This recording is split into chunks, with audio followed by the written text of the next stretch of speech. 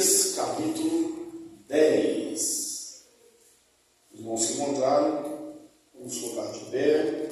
Eu vou ler o texto, os irmãos acompanham.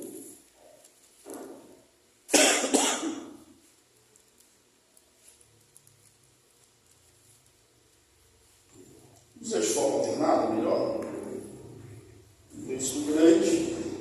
Eu vou começar do último versículo do capítulo 9, que é o estabelecimento da aliança para guardar a lei do Senhor. E aí os irmãos continuam no versículo 1 do capítulo 10. Por causa de tudo isso, estabelecemos aliança fiel, e o escrevemos, e selaram nos nossos príncipes, os nossos levitas e os nossos sacerdotes. Os que selaram foram Neemias, o governador, filho de Acarias, e Zedequias, Zeraías, Azarias, Jeremias, Azul, Amarias, Malquias, Atos, Sebanias, Maluque, Harim, Meremote, Obadias, Daniel, Gineton, Baruque, Mesulão, Abias, Miamim, Maasias, Bilgai, Zemaías. Estes eram os sacerdotes. e os levitas, Jesua, filho de Azarias, Binui, os filhos de Aminadab, Cadmiel, E os irmãos dele, Sebanias, Odias, Quelita, Pelaías, Anã, Mica, Reobe, Asafias,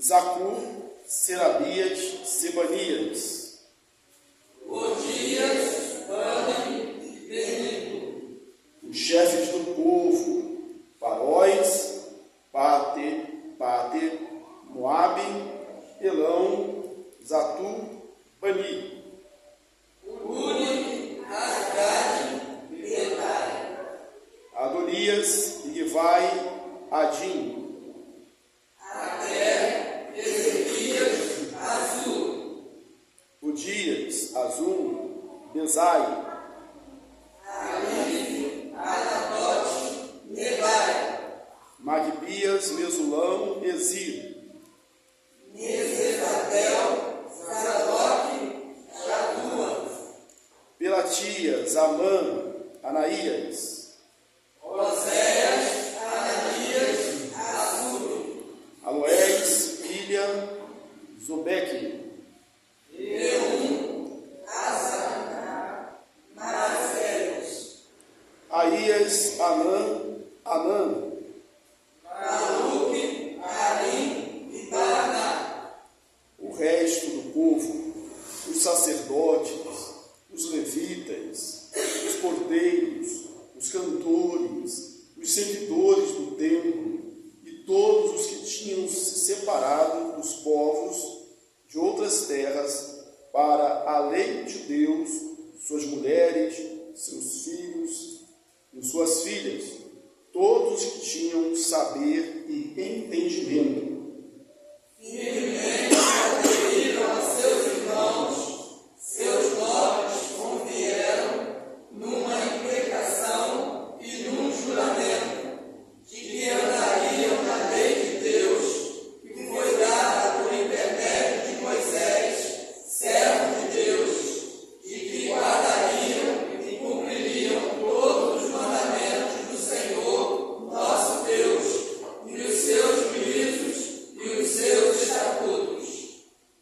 De que não dariam as suas filhas aos povos da terra, nem tomariam as suas filhas deles para os seus filhos, De que, trazendo os povos da terra no dia de sábado, qualquer mercadoria e qualquer cereal para venderem, nada comprariam deles no sábado, nem no dia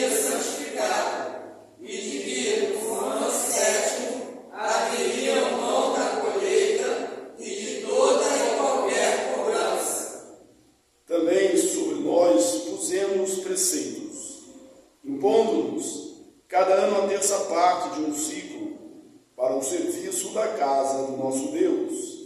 E para os anos da preposição, e para a contínua oferta de manjares, e para o contínuo holocausto dos sábados e das festas da lua nova, e para as festas fixas, e para as coisas sagradas, e para as ofertas pelo pecado, e para fazer expiação por Israel, e para a obra da casa do nosso Deus.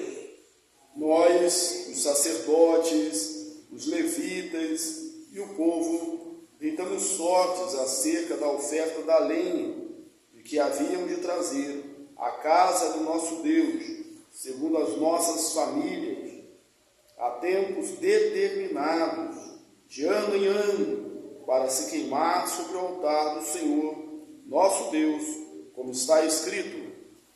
E também traríamos as primícias da nossa terra, e todas as primícias de todas as árvores frutíferas, de ano em ano, à casa do Senhor. Os primogênitos dos nossos filhos e do nosso gado, como está escrito na lei, e que os primogênitos das nossas manadas e das nossas ovelhas traríamos à casa do nosso Deus, ao sacerdote que ministram nela. As primícias da nossa raça, as nossas ofertas, o fruto de toda a árvore, o vinho e o azeite, traríamos aos sacerdotes, as câmaras da casa do nosso Deus, os dízimos da nossa terra, aos levitas, pois a eles cumpre receber os dízimos em todas as cidades onde há lavoura. O sacerdote, filho de Arão, estaria com os levitas, quando estes recebessem os dízimos, e os levitas trariam os dízimos dos dízimos à casa do nosso Deus, às câmeras da casa do tesouro. Porque aquelas câmaras, os filhos de Israel e os filhos de Levi devem trazer a oferta do cereal, do vinho e do azeite, porquanto se acham ali os vasos do santuário, como também os sacerdotes que ministram, e os cordeiros, e os campeiros, e assim não desampararíamos a casa do nosso Deus. Amém. Sentai os irmãos. Na leitura dos nomes aqui, teve um nome que eu nem sabia que era nome, agora descobri, lendo o texto, né? Pília. Pília é um nome hebraico, né? Pília. Nós lemos aqui, não sei se você se apercebeu disso. Irmãos, Neemias fala da construção dos muros de Jerusalém, fala da construção da cidade, do templo. Nós temos estudado capítulo a capítulo, temos uma pausa grande por causa do mês da família, estamos estudando o capítulo 10. Desde o capítulo 8, porque a gente vê não só uma reconstrução física, que é essa reconstrução dos muros, mas há uma reconstrução também espiritual. Havia uma necessidade de mudança no comportamento, na vida das pessoas e um estabelecimento de aliança com Deus. A gente viu que mesmo na construção dos muros, tinha gente que estava lado a lado ali, mas que um estava oprimindo o outro com relação às dívidas. E aí o Neemias exortou aqueles ricos e eles devolveram as terras aos pobres, né? Como era previsto ali no ano do jubileu. Bem, não é só uma reconstrução física, é uma reconstrução também espiritual. Talvez a reconstrução física seja, por mais que haja bem, seja ainda mais fácil do que uma reconstrução espiritual. E que nós estamos vendo, desde o capítulo 8, essa parte da reconstrução espiritual, de uma aliança,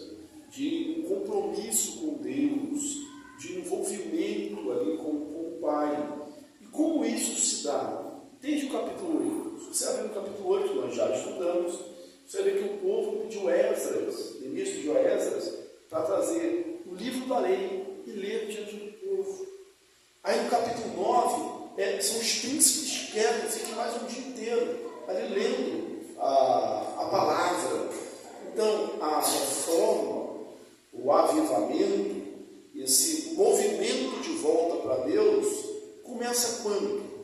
Começa em que circunstância? Com a volta à palavra, com a leitura da palavra.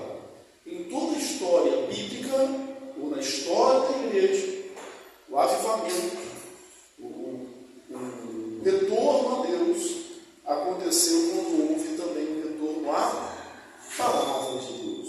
Porque ali e aqui, nós somos confrontados com a revelação, com o que Deus quer, com o que Deus exige de nós, com as leis, com os mandamentos, com as promessas. E é a palavra de Deus, como nós dissemos aqui tantas vezes, como igreja reformada que somos, a palavra de Deus é a nossa única regra de fé e prática. Os pilares da reforma, só a Escritura, só a Escritura. Quando o povo ouviu a lei de Deus, eles viram que eles não estavam procedendo bem. Em relação a muitas coisas, inclusive em relação às festas. As festas do povo de Deus. E nós não estamos celebrando. E aí, Neemias fez uma grande festa, com 7 dias. E aí o povo, mais uma vez, se envolveu com Deus. No capítulo 9, eles tornam a palavra mais uma vez. Então, o primeiro passo para o avivamento, o primeiro passo para a mudança é um encontro com a palavra, um reencontro com a palavra. Se você lembrar da reforma dos tempos do rei Josias, o que aconteceu? Acharam o livro da lei de Deus, a Bíblia, naquele tempo, que estava perdida no próprio templo. E aí, quando eles leram, eles se arrependeram. Por isso a importância de se ler a palavra de Deus. No Novo Testamento, nós vamos ver vários textos corroborando isso, mas deixa eu citar primeiro um texto anterior, o texto de Josué, que eu gosto muito ali no capítulo 1, quando ele fala assim, é a orientação de Deus para Josué, que seria o sucessor de Moisés, com uma grande responsabilidade, com um grande povo ao seu encargo, com uma grande missão à sua frente. Qual o conselho que Deus dá para ele? Não cesses de falar deste livro da lei.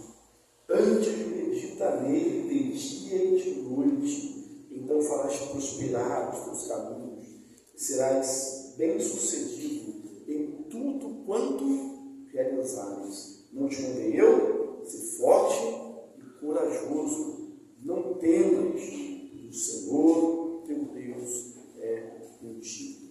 Qual foi a orientação de Deus para Josué? Não cessa de meditar. É o tempo todo. Esse é o início dos Salmos. O Salmo 1 vai nos ensinar dessa maneira. Bem-aventurado o homem que não se assenta na roda dos escarnecedores, não se detém com os pecadores, cujo prazer está na lei do Senhor, na sua lei medita de dia e de noite. Onde está o prazer desse homem de Deus? Na lei do Senhor. E quando ele medita na lei? De dia e de noite. De dia e de noite é uma expressão para mostrar que é o tempo todo. É uma meditação integral. No Novo Testamento a gente vai ver Jesus falar assim, para aqueles saduceus. A gente vai estudar agora há pouco aos domingos, estamos estudando Mateus, vamos chegar lá nesse texto. Mas perguntam primeiro a Jesus os fariseus, os escribas, sobre a questão do tributo. Se era lícito ou não pagar tributo a César. Aí você sabe a história, Jesus manda trazer uma moeda. De quem é essas firmas? De quem é essas inscrições? Responde. De César, então é César que é César e a Deus que é de Deus. Aí os fariseus vão embora. Aí vem os saduceus, que era uma casta composta mais por sacerdotes. Eles não criam na ressurreição. Os saduceus não criam na ressurreição. E aí eles fazem uma proposta para Jesus. Aqui entre a gente não sabe se isso era real ou foi uma história inventada pelos fariseus, umas parábolas, né? De repente você assim, esse cara pega todo mundo com parábolas, vamos fazer uma parábola para ele também? Havia aqui entre nós uma família, né? Tinha 7 filhos. Aí o primeiro filho casou com uma mulher, morreu, sem deixar filho. Aí manda que o irmão, vindo ali do levirato, né? Case com a viúva. E aí casou o segundo, morreu. Casou o terceiro, morreu. Foi até o 7º e ninguém teve filho com ela. Por fim, morreu também a mulher. Ora, de quem nascerá a mulher no paraíso? Porque todos igualmente a possuíram.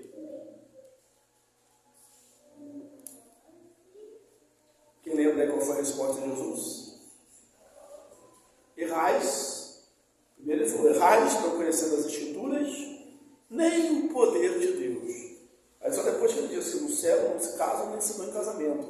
Mas a primeira resposta dele foi, errais, não conhecendo as Escrituras, nem o poder de Deus. Qual é a causa do erro deles? Não conhecimento das Escrituras. Se voltarmos no Antigo Testamento, texto de Oséias, profeta Oséias, a gente vai ler lá no capítulo 6, no 4,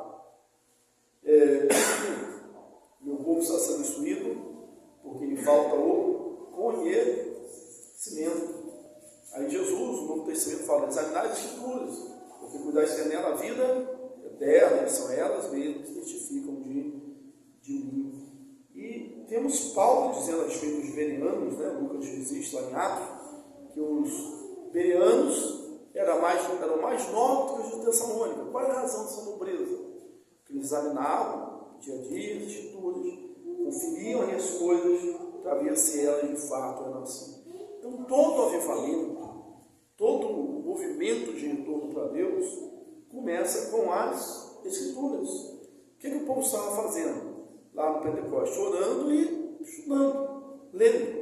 O que aconteceu nos avivamentos? A mesma coisa, uma volta à palavra de Deus, porque Deus ali fala conosco. Então nós precisamos ter esse compromisso de ler a Bíblia, de examinar todo dia, de meditar todo dia. Agora, qual foi o efeito dessa reforma?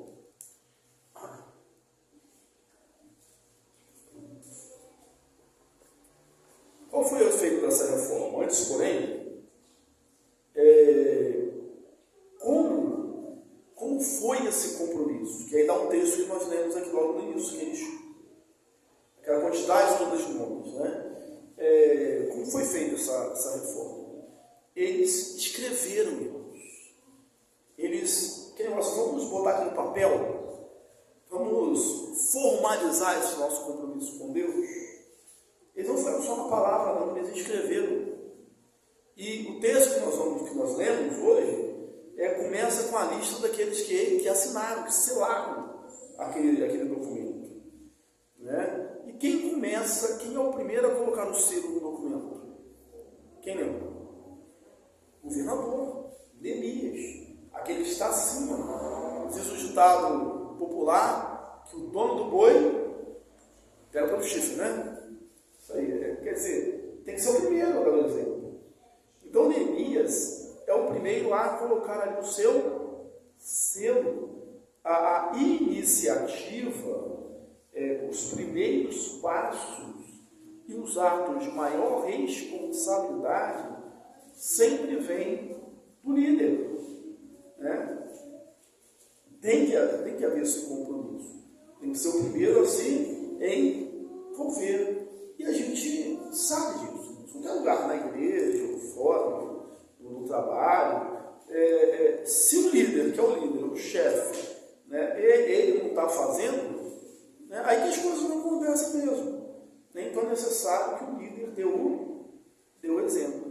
O líder vem seguindo aqui uma sequência dos maiores, ou seja, a liderança até chegar ao povo comum.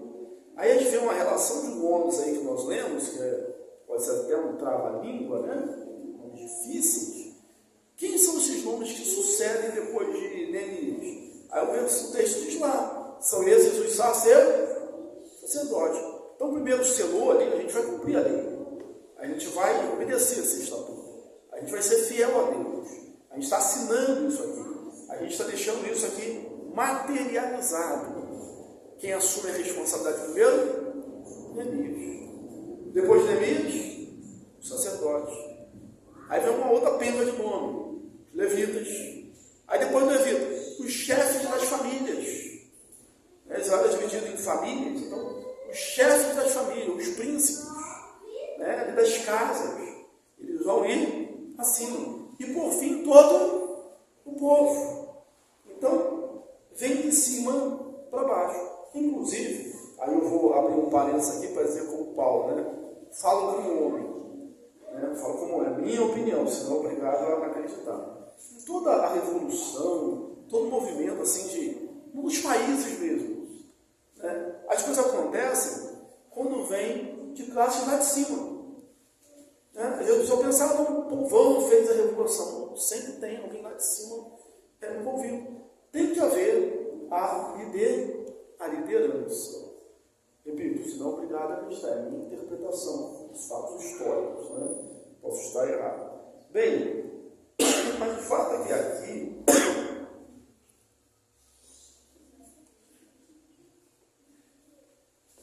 Neemias, ele toma a dianteira. E é seguido pelos sacerdotes, levitas e chefes das tribos, até chegar todo o povo. Bem, escrever. Não bastava apenas dizer, Deus não conhece o coração?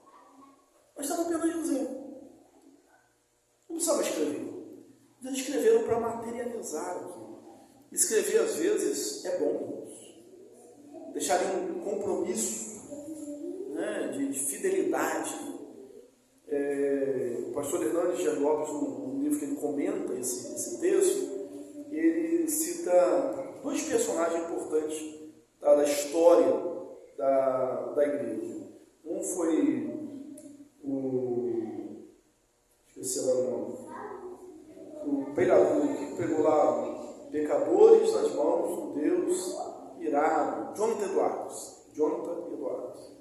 Ele, aos 20 anos, ele fez um compromisso de todo dia consagrar sua vida a Deus. E foi um grande avivalista. Talvez um dos grandes nomes aí da história da igreja.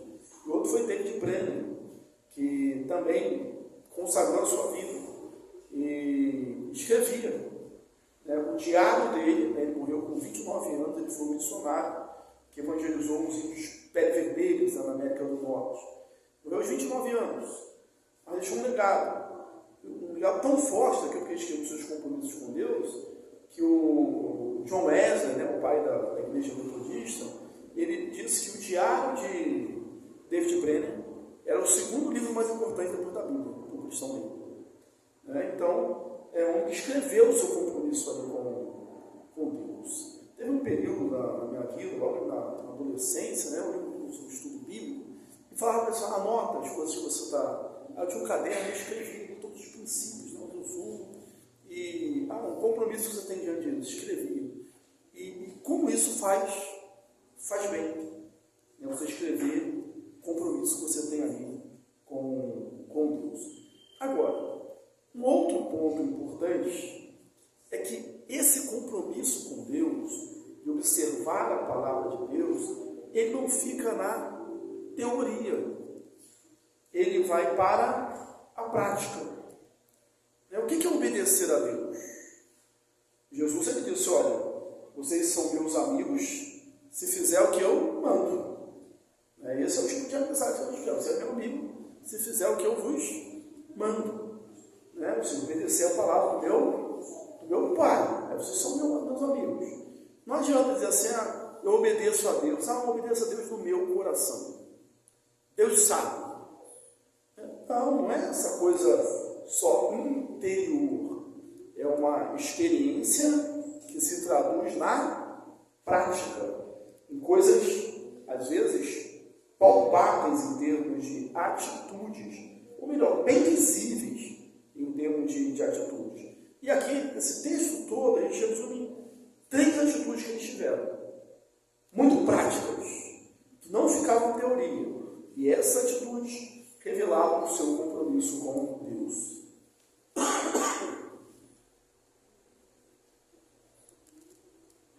O primeiro compromisso em termos de santidade foi separação. Separação dos povos da terra. E não realizar, não contrair casamento misto. Porque essa prática era condenada nas Escrituras e foi, na história, um dos grandes problemas do povo de Deus. Não era só uma questão racial. Você pode pensar, o judeu não queria perder a pureza da sua raça. Não era uma questão racial. Era uma questão de separação espiritual. Porque quando você entra em comunhão, você acaba também absorvendo algumas ideias, alguns costumes. Né? A Bíblia chega a dizer que as mulheres com quem Salomão casou, ele casou com muitas, e em alguns casos, um casamento político, corromperam o coração dele, em termos de outros deuses. Então, se Salomão, que era o mais sábio da Bíblia, é corrompido com isso, nós temos que estar alertas. Então, era para que esse tipo de casamento não corrompesse a pureza. E a gente pode pegar dados históricos. Por exemplo, a destruição do mundo lá com o dilúvio. O que desenfreou aquela iniquidade toda? O texto lá está o diagnóstico. Os filhos dos homens, os filhos de Deus, casaram-se com os filhos dos homens. Quer dizer, que a linhagem que casou-se com uma linhagem descrente e começou a se corromper. Mas não é racial, é espiritual. Tanto é que Ruth se converte, né, e casa com Boaz. Esse casamento foi condenado ou aprovado? Foi aprovado, ela é uma moabita, mas ela é uma moabita convertida, que entra na linhagem de Jesus. Antes, tem ainda também a própria prostituta Raabe, né, que se converte, também entra ali na genealogia de Jesus. Não é uma questão racial, é uma questão espiritual.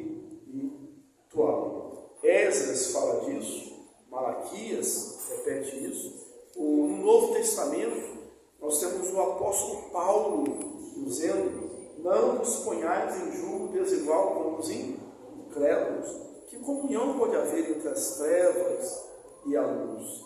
E ele diz em 1 Coríntios 7, há uma concessão, porque houve conversão. Então, se o casal, a parte crente, a parte descrente, consente viver com a parte crente, vocês convivam. Agora, se ele foi embora, olha as coisas. A irmã e o irmão ficaram livres. Foram livres. Porque como você vai saber, mulher, se vai ganhar o seu marido, ou o marido vai saber que vai ganhar a sua mulher? Isso é uma coisa que não dá para a gente saber. Eu vou converter. Quem te garante isso? Quem te garante que você vai se converter alguém? A gente não consegue, ser uma obra do Espírito Santo. E quando ele fala de divórcio, ele dá uma concessão, ele fala assim: ficaria para casar, mas somente no Senhor.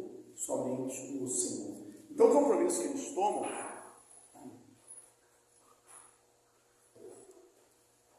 é um compromisso que tem nome, né? Qual a primeira coisa que a gente vai deixar de fazer? De contrair casamento misto. De dar as nossas filhas aos filhos deles e de tomar as filhas deles como as esposas dos nossos filhos. Segundo alguns estudiosos, essa questão do casamento misto nessa época ainda tinha um outro chamariz. Qual era o chamariz para esse casamento misto? Era que podia promover a ascensão social. Então se casava para ter uma ascensão social. Não, nem para isso. Nós preferimos a pureza espiritual. Então o primeiro compromisso casar somente no Senhor. Os jovens que não são casados devem atentar muito bem para isso, né? De buscar um casamento no Senhor. E veja bem, por vezes nós nos enganamos. Queremos ser enganados, o pior é isso, né? Que o importante não é só ser membro da igreja. Às vezes o sujeito é membro da igreja e é crente. Então você tem que fazer algumas perguntas para você mesmo. Essa pessoa é crente de verdade? Ela professa? Os frutos mostram isso, né? Fazer uma porção de questionamentos, né? Para ver se a pessoa é crente mesmo. E aí talvez as moças não possam dizer assim: poxa, mas é tão difícil arrumar um, aí depois que arrumar vai ter que fazer uma porção de pergunta, né? Vai acabar não tendo nada. Você não crê? Já é crente, não é? Então confia no Senhor, espera nele. O seu marido ele vai te dar isso, você não conhece não, né? Confia nele, espera nele, mas ele fará. Pede a Deus, né? Se eu quero que marido seja crente, seja uma bênção na minha vida. Porque o amor é para ser isso, né? O amor é benigno, né? Para fazer bem. A segunda observação prática que ele tem aqui no livro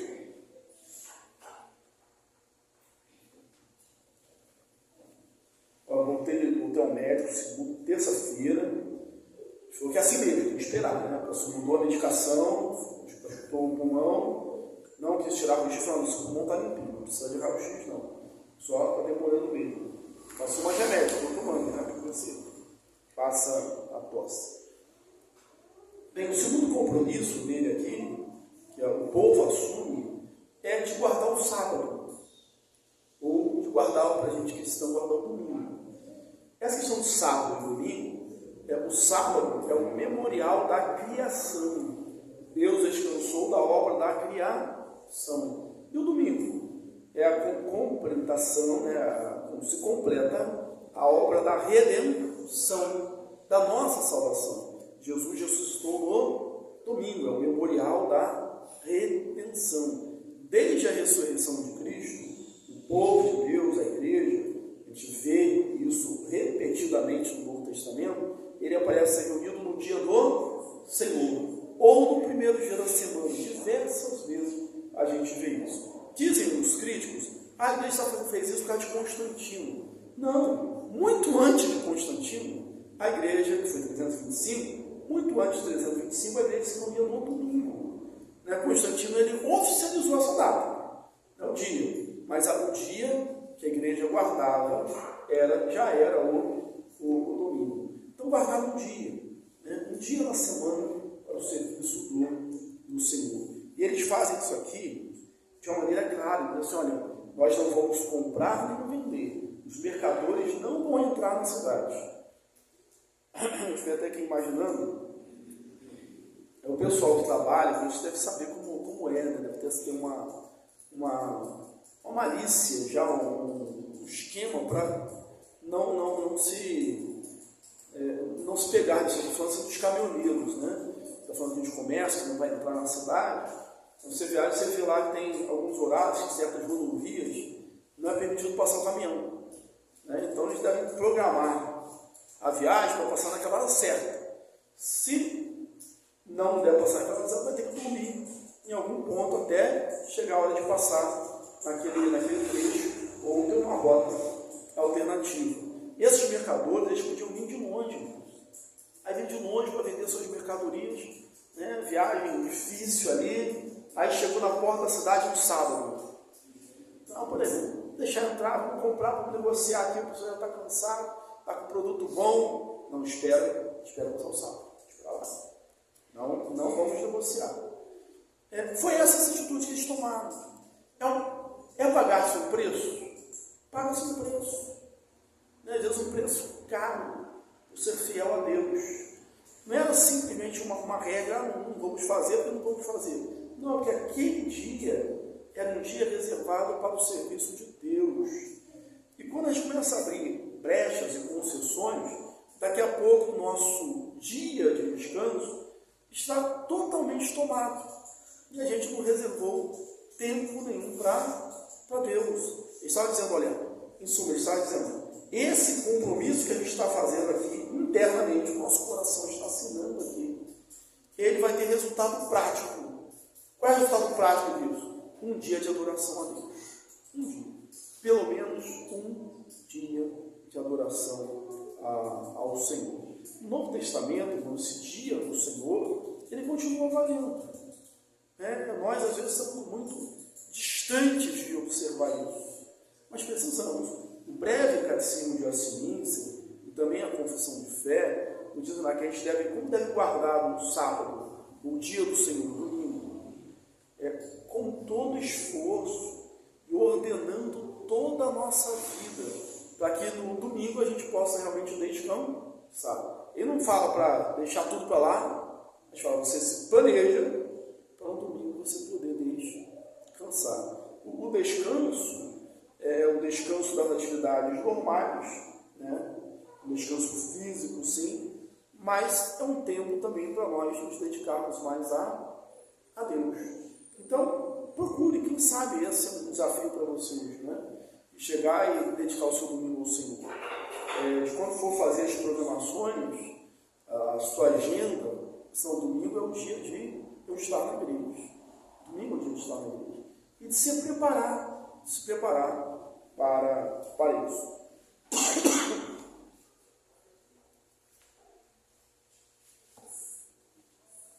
A terceira atitude deles foi em relação ao dízimos e ofertas. Irmãos, dinheiro é algo altamente espiritual. A gente repete, dinheiro é algo altamente espiritual. Por quê? Porque toda essa parte da economia mostra de fato onde está o nosso coração. Onde está o nosso tesouro, aí está o nosso coração. E o dinheiro mostra isso. O comportamento que eu tenho em relação ao dinheiro vai mostrar muito ao meu respeito. Então, já havia lei, trazer todos os dízimos à casa do Senhor. Só que estava sendo negado. Se você ler pelo menos lá o texto de Ageu, quando eles perguntam, por que a gente não está sendo abençoado? É porque a casa do Senhor está abandonada. Enquanto vocês estão construindo suas casas apaineladas. Você quer uma casa apainelada? Uma casa cheia de panela?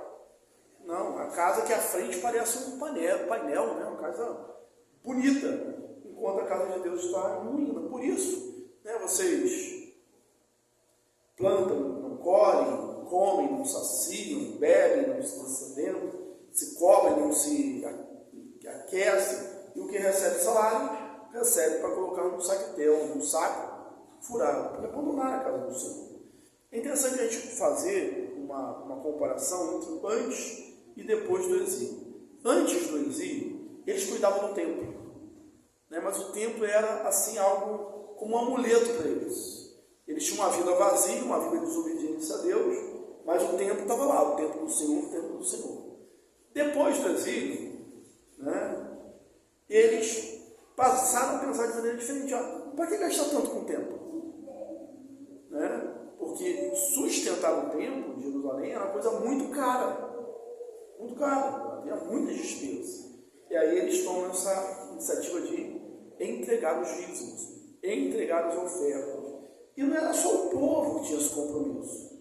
Os levitas, os sacerdotes, também fazem um compromisso de entregar os dízimos dos dízimos. Eles também seriam fiéis. Se eles estão assumindo esse compromisso, irmãos, é porque não era, E a gente se espanta, Mas até hoje, o pastor ele tem que ser fiel no dízimo. Tem pastores que não são, que não entregam. Então, é necessário que o povo seja fiel, que o pastor seja fiel, a igreja seja fiel, para sustentar a casa de Deus. Nós não vamos entrar a fundo em nenhum desses três itens, estamos apenas passando-os aqui. Mas em relação ao dízimo, é uma coisa fácil. Deus ama quem dá com alegria, no Novo Testamento. Qual a diferença do Antigo para o Novo? É que o Antigo pedia 10%, o Novo pede tudo. É uma dedicação integral. Até o que fica conosco, no 90%, não é nosso, nós vamos administrar para para Deus, para o Senhor, né? É todo o coração. Lá na oferta da viúva pobre, não é porque ela entregou pouco. Ela foi elogiada, não é porque entregou pouco, é porque ela entregou tudo que tinha. Nós cantamos, tudo entregarei, tudo entregarei, tudo entregarei. E é uma questão lógica. A igreja está aberta.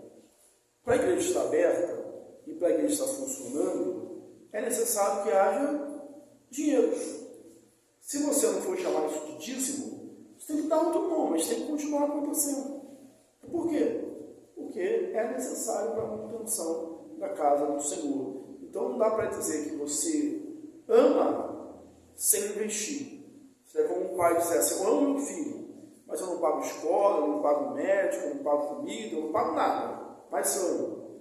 Não existe amor assim. Quando você ama, você investe. Amanhã, né, dia dos namorados. Né, quem ama, investe. Né, quem ama, investe. Né? Namorado. É para os dois lados, né? Os dois lados.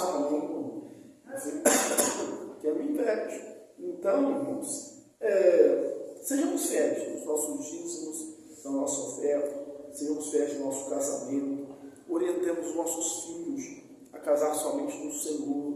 É difícil, né? Hoje, cada vez que passa, parece realmente mais difícil, mas Deus tem bênção para aqueles que são fiéis. Vamos guardar o domingo, né? Vamos nos preparar. Aqui não tem ninguém fiscalizando o que você fez no domingo. Isso era próprio dos fariseus, não é próprio nosso, mas tem que ser do coração. Não? Domingo é o dia do Senhor.